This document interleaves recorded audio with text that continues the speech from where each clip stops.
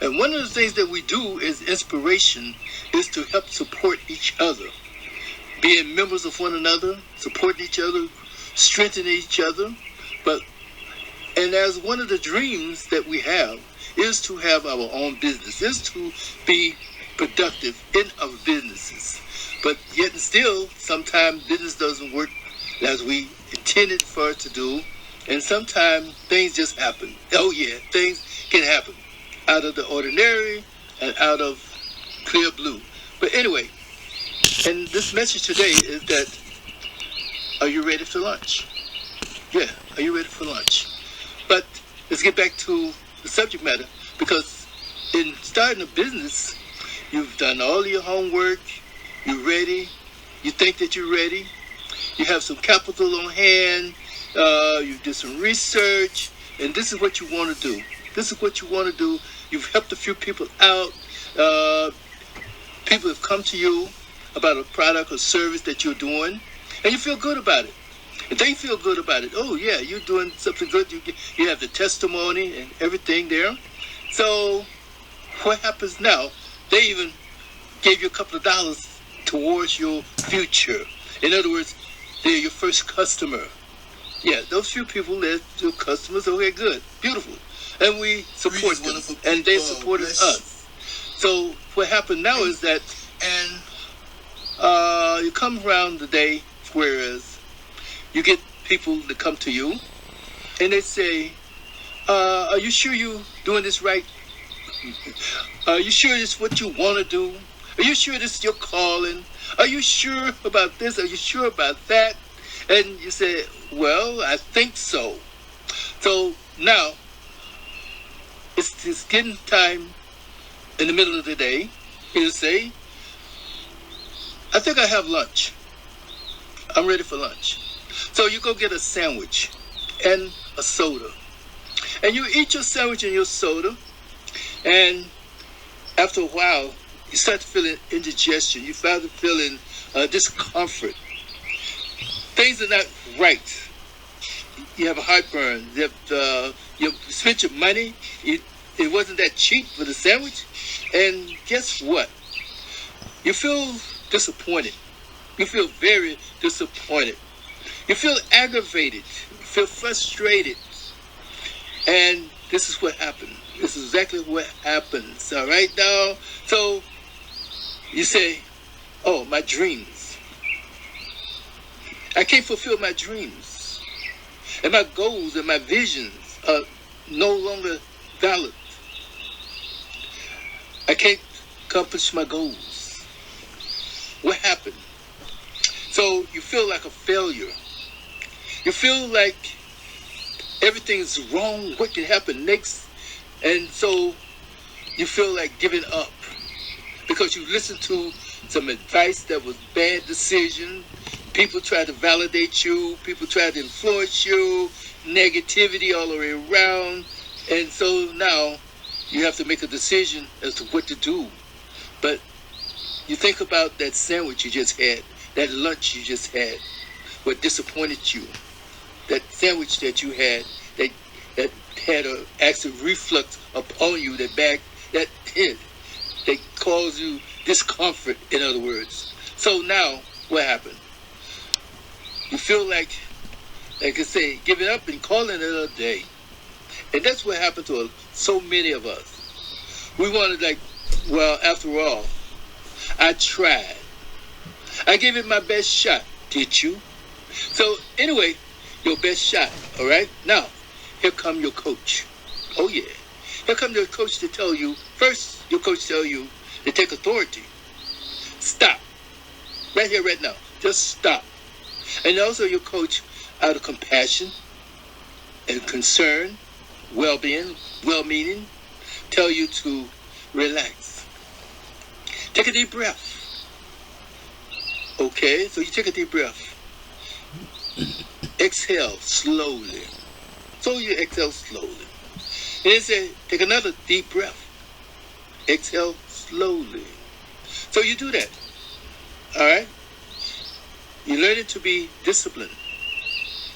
And on the third time, your coach tell you, take a deep breath, exhale slowly. then your coach tell you to relax. Just relax. Don't think about what just happened. Don't even put it in your mind about trying to analyze what went wrong. But too many times that's what we do. Oh, well, you know how it is. If it wasn't for this, if it wasn't for that. No, just relax. Don't even think about that part of it. Now, go back. Go back to your dream. Go back to your vision. The dream that you had that brought you to that place, this place. A dream that you had that said that this is something that I could do. This is something that I want. This is something that I think I can make go of. Go back to that dream. Think about that dream. Go to that place where you first started. Your dreams and then your visions. What did you visualize at that time that you had that dream? Did you dream of helping people? Did you dream of money? Did you dream of doing this as a way of doing this or doing that, of exploitation or advancement? Or did you do it out of consideration and compassion, or helping others and then making some money, or being maybe your place in life, making your point in life, making your mark in life? What was the reason and the cause of this when you thought about that dream? It had to be something behind it. So you think about it, it's like, whoa, wait a minute. That dream was to have a better product, a better service. That dream was to take what I knew and to advance it and to help someone to solve their problem, to solve an issue, and then make some money on the side. This could be a great thing, a valuable thing for humanity, for economics, productivity, even for me. Wow, okay, now we're going somewhere. So you look at the dream and you look at the cause that you started the dream. The cause, that's the important thing. What was the cause behind that problem? Maybe this was your destiny. Maybe this was your calling. Is to have this dream, to have this product or service.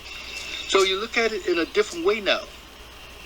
So now you go back and you say, because when you first had that dream and you started to doing things, you set goals, you had aspirations and ambition. Oh yeah. You start to research, you read about different things, you analyzed it, you built models and different things, you wrote down stuff, you was up before the rooster crowed. You was up before the sun came up. Yes, that's where I want you to be. I want you to go back to that place right there. Think about it. You put some effort into it. You was on the front line. You was in the trenches. You was there when people made fun of you when you first announced it. But then you learned how to keep your mouth closed. Only to speak to certain people that were helping you, that were there for you. And they're with you. And that supported you. So you kept going. So in the meantime, you kept at it. You kept at it. You didn't give up. And then when you did put it aside, you even kicked yourself in the behind for, no, I can't compromise this. I can't let it go. I can't, you know what I mean? I want to keep going at this. So sometimes we put things aside. Oh yeah, we're guilty. We're guilty. And then you go back to it. So now you're at that place where you thought you had it going. Because you've heard so many times how trainers, teachers, inspirationalists, motivators tell you that, well, you'll never have enough money. It's never going to be the right time. And then you think that you have it all, but you take a chance, that unknown. Take a chance on going into the deep. Take a chance on this. Take a chance on that. And that's what you did. You took a chance on it. You jumped in the pool, but the pool was crowded. The pool was not only crowded, but the pool was contaminated. Now, it gave you a place where the avalanche of problems and issues. So now you're starting from ground zero, but you're not from ground zero because you have worked at this. You have been there, done that. So the few people that have supported you, that 1, 5, 10, maybe 100, your first customers, they gave you testimonies. They gave you good accolades. So no more procrastination for you. No more setting it on the side for you. So now your coach is telling you, making suggestions to you, go back to your dreams. Now, make a blueprint of action, your plan of action, your plan for marketing. Now go back to your dreams, and now know that you're special. Know that you are unique. But the pool was filled. Guess what? There are billions of people on this earth with fingerprints that are different. And the world is still not filled up. So, you're unique, you're special, you're one of a kind. Your product of service can do more for a person because you had your testimony already that people come back and tell you that this was something that's unique, this is something that's good, this is something they can use, this is something that helped them out and will help them out. Now build up on that. Get back into the pool. So what is crowded? Because now, my wonderful person, you have a right to sit at the table. Oh yeah. You have a right to sit at the table. You have earned your right to sit at the table. All of the work, all of the heartache, and all of the stuff you've gone through, and you're special, you're unique, you're not proudful, you're humble, and you're helpful, and you're inspirational, you have been inspired, you're creative, and you have produced something that is special. Yes, just because it's more out there than yours, it's okay. Somebody needs you, just like you need them. Now, you have created a community. You've created a group. You've created a family. You've created a situation that's so beneficial for you and to you. Go back into that pool. And now, you're special. So now, instead of having just a plain old sandwich and a soda, go back with a meal, a special meal. Sit at the table.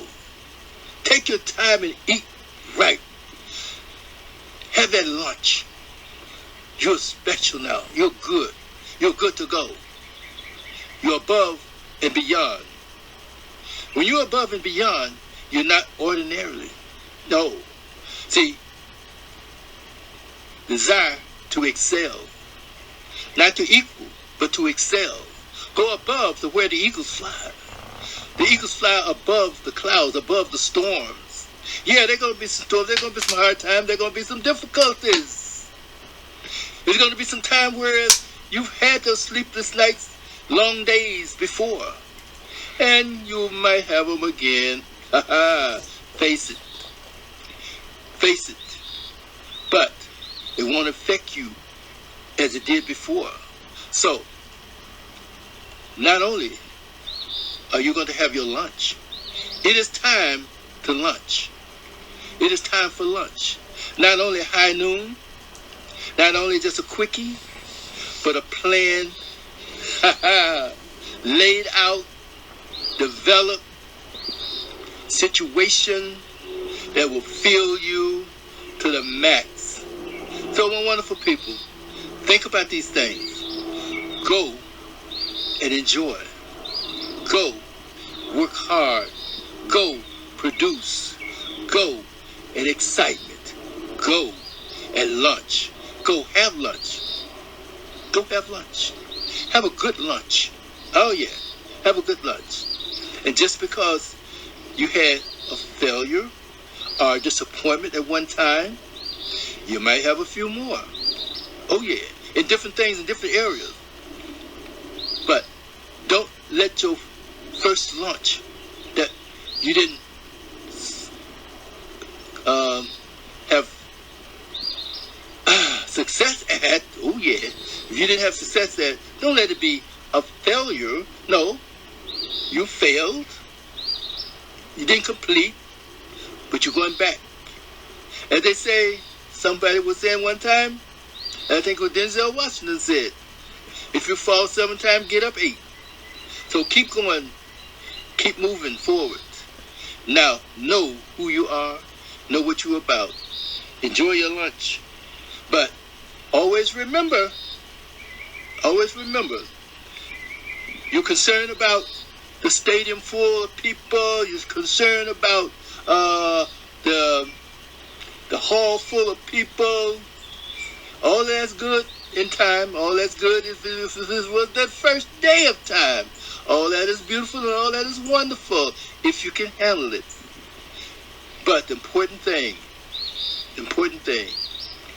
that one customer, 5 customers, 100 customers that supplied you, that were with you, that cared for you, that supported you, let them be forever customers, because they are the one, like the disciples. It was only 12 disciples. They turned a whole world into an order. So let those few people be your testimony, your advertisement. Yes. And they will in turn supply you with ads that didn't cost you a dime. They in turn will supply you with people that was completely support you with your ideal customer, your niche, and your support. Yes. And always, like I said before, remember, lunch before supper. It will come to you. It will come to you. You'll get it. All right then. Bless you. Thank you. And everything's going to be all right. And also remember, Excel Coaching. We're here to bring value. We're here to bring you inspiration, to go above and beyond the ordinary and the average, because we don't do average. And we're having a special message, divorce from porn and lust. And sometimes we just let those 2 issues pass right on by us. We don't think about it. Just imagine the millions of abortions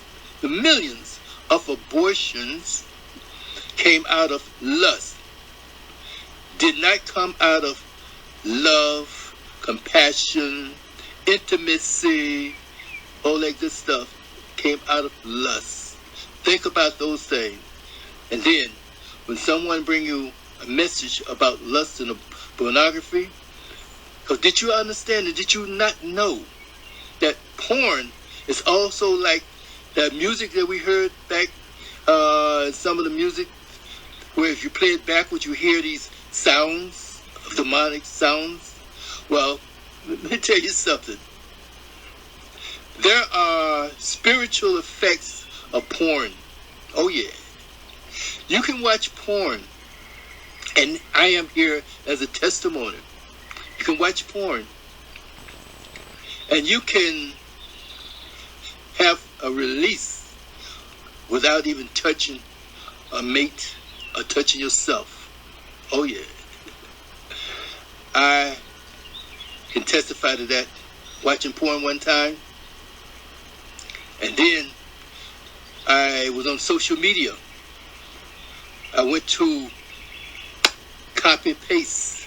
I saw a message, copy the message, press down copy, boom, copy. Came up. So I found a place to paste it. And I pressed down again to paste it. And a porn message came up with the action, pornography came up on the social media. It came up, action and all. So don't ever tell me that, oh, this can't happen. It happened. Your mind can do things that subconscious, that mentality. So that's why some of the things that we can do, and we say that, oh, well, I thought I loved this person, I wouldn't love this person, I wouldn't hurt the person I love, but you're still doing domestic violence, you're still hurting and raping. Anyway, go to